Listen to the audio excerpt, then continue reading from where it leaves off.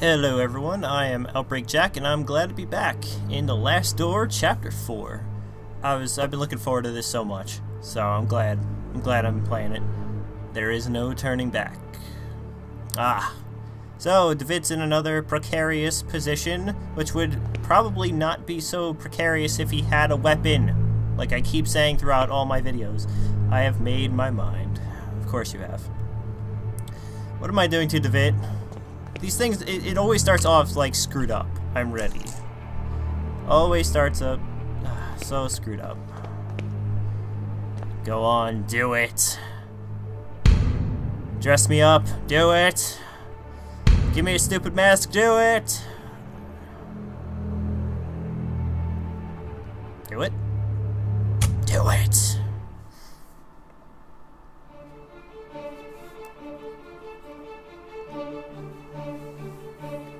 I love the music to this game. I say it every time.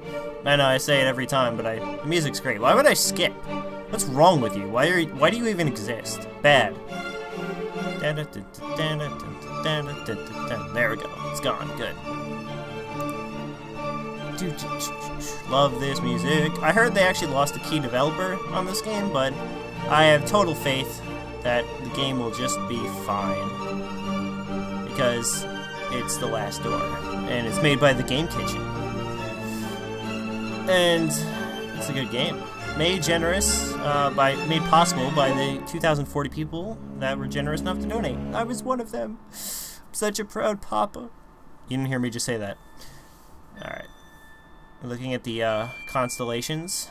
Can you see all these stars twinkling in the black outer abyss? All the constellations traced by human eyes in long-distant eras? Yes, I can, Mr. Philosopher. Yes, I can. Look now to the forest in the valley, to the old tower, from the last tree in the distance to the stars in the sky. And even the stones beneath our feet are just silhouettes that hide the truth from our poor senses. Ancient shadows that hang over the veil that hides the world, as it were, the curtain of a theater. The veil separates the truth from the lie. You know, if this wasn't sounding like a deranged cult before, I mean, this speech is very deranged culty. I'm just saying. The veil is a place of it, a place of mists. Anthony's great ability brought you here, but his influence will soon fade away. The mask of lies will descend over your eyes once again. You must find the door, as I did. The door that gives passage through the veil to the creepy mask dimension. Open it and we will walk together beyond the mist. And we will have cake, and it will be marvelous. I suppose you're wondering why I called you so urgently. I cannot deny it, your letter was truly mysterious. I have been travelling, Doctor, to Scotland. Have you heard about the massacres of St. Giles? Why, yes, the tragic event has been the continued object of speculation and grim rumour in the every newspaper in England. For weeks now, pamphlets have claimed that all kinds of macabre things took place. But I don't understand. How is all this connected with my patient? He was there. I'm afraid he is one of the victims. Good dear God! Let's see. What was the cause of all these awful deaths? What was the cause of all these awful deaths? No one knows for sure. The victims were inflicted with terrible wounds, yes, and all of them had an expression of utmost terror on their faces. What was David doing there? What was David doing there? Many years ago, the St. Giles Hospital was a boarding school, yes. It appears that both your patient and Mr. Bageworth spent part of their youth together there. We can assume that head of it was investigating something. He believed he had found a clue related to his friend's death. Are you telling me my patient has been murdered? Murdered? Thankfully, no. Please excuse me for alarming you. I did not mean to give you this impression. Head of it was attacked but survived. My accent's changing, and by the way, it's not actually supposed to be anything. I'm just doing stupid voices. What happened to him then? It seems the criminal was caught by head of it in the midst of the act. Yes. Then he tried to do the same thing to the vet that he had done to others. Molest them sexually. How else do you molest someone? I don't know. Fortunately, the nuns arrived in time to unearth him from the coffin. Head of it was hospitalized. The nurses report that he remained unconscious for an entire day. I suspect he did not find Mr. DeVitt in the hospital.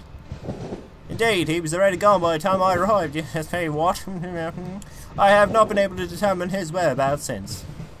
I see. What conclusion do you draw from all of these circumstances, Doctor? I have some theories, but I would prefer not to reveal them until events have unfolded. In all of them, there is a fundamental element whose role has not yet been revealed. And what leads you to this conclusion? Yeah, It is something that the Holy Sisters found besides head of it, within the coffin. An empty hypodermic needle with traces of an unknown substance. Yes, he was shooting heroin into his arms. That was part of the adventure. But back then, like, heroin, I guess, wasn't a big thing. I'm just kidding, obviously. Ooh. Chapter 4. Ancient Shadows. That's my best Resident Evil guy voice, you know. Resident Evil! I can't do it. I wish I could. I'd be so rich. That's all I would talk. I would just talk in that voice at all times. I'm sure this is the place. Alexander's house must be just ahead. Yes. It must be. The ancient castle of Pevensey rests in the distance. It was a garrison first built by the Romans, but was abandoned, and has been a ruin ever since. Ooh, how mysterious. Alrighty. Gonna go visit my friend Alexander. Who's totally not gonna, like, do bad things to me and inject me with some kind of drug. Noah's answering, perhaps I should go inside anyway. I'll just tell the household that I'm an old friend come to visit. Yeah, let's just break in. We're old friends. We're allowed to just break into people's houses, whatever. Strange woman glares down at you, glaring with a silent reproach at my intrusion. Alrighty. Footsteps. There must be someone upstairs. Creepy. I'm gonna go in here first, though, because I feel like it. Let's see. A couple of old teacups sit on the table. One of them is full and still warm. Alright, so someone's clearly around. Let's go upstairs. Actually, I'm gonna check out this grandfather clock first. It will craft a grandfather clock, but it seems to be out of order. One of the hands is missing. Excellent. Go into the first door, because, why not? Check the silhouette of a man appears a strong resemblance to Alexander. Alrighty. Ah, hello. Alexander! My good friend! It's your cousin, Nico! Alexander, it's me, David. I'm sorry if I startled you. Why are you sitting in a wheelchair? Yeah, why are you sitting in a wheelchair? I broke into your house. Hostile investigation time? You know it. Is everything alright? Why are you sitting in a wheelchair? Are you hurt? Maybe can you stand? He's staring blankly at some distant point, as if he has not heard my question at all. What's going on? You told me I should come here, and I came as soon as I could. Can you tell me what's happening here? He gives no answer, but persistently stares at something nearby. He appears to be in some kind of hypnotic trance. When I was downstairs, I could have sworn I heard footsteps. Were they yours, or is there someone else in this house? For a moment, I felt a flash of hope that he was looking at me, but he is unresponsive. Alexander, please, say something. I don't know what to do. I'm scared. Help me. I don't understand. Just what happened to him? Yeah, what did happen to you? Weirdo. Let's see here. Let's read. Maybe this gives some insight. Scribbled annotation. Yes. The veil is something we sense in our innermost being incessantly. In vain do we waste our lives, craving to tear through. Xylithal is the curtain behind which the great wings beat. Inside its ancient mist inhabit the shadows of those who left. Sounds lovely. The table holds nothing but a box with a description, laudanum, to be taken in case of anxiety.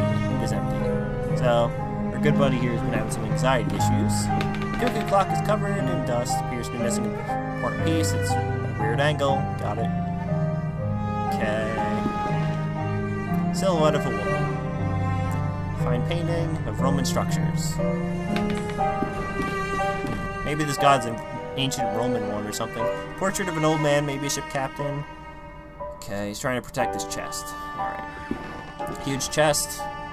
Yeah. There's a large iron hook inside. Ooh, hello. I'll take the hook, yes. Fragment of a diary under the hook. August 5th, 1887. I can't work in the basement anymore. Those wretched sculptures. I feel them stalking me in the darkness. I know it is not possible, but I can hear the crunches, the flapping wings, stone grinding on stone, their frozen proximities. With what diabolical art were these gestures conceived? An eternal movement, tension, an impossible struggle to get back the life they never had? I might place them outdoors, in the greenhouse, and let the mold devour them, and wasps make nests of the hollows of their hearts.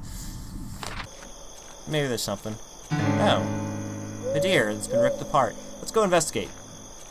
The corpse of a deer, its abdomen tore open, looks recently dead.